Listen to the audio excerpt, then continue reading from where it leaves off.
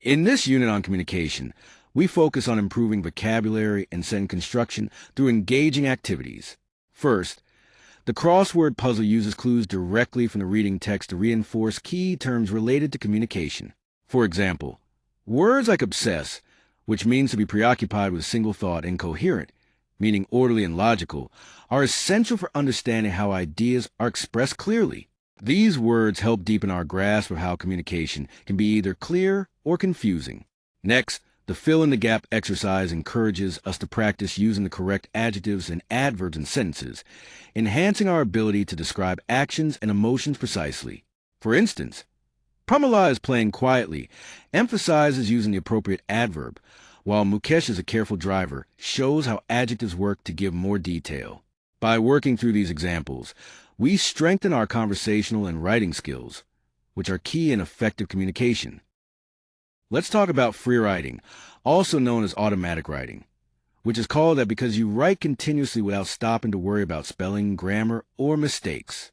You just let your thoughts flow naturally. When we compare writing to speaking, writing gives us a chance to edit and organize our thoughts before sharing them, whereas speaking is more spontaneous since the listener expects an immediate response.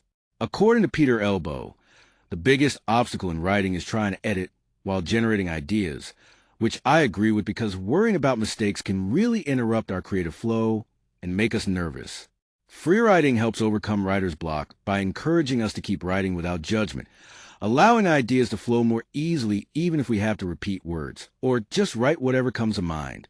When we talk about voice in writing, we're referring to the unique style and personality that makes the writing engaging and powerful.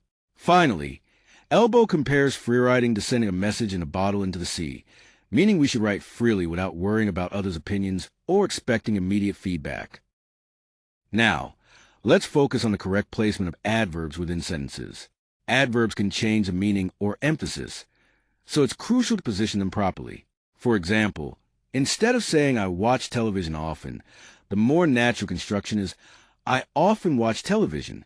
Similarly, questions like have you been to Jung Kapur ever should be have you ever been to Jung Kapur? We also look at sentences like they play football on Saturdays sometimes, which becomes they sometimes play football on Saturdays.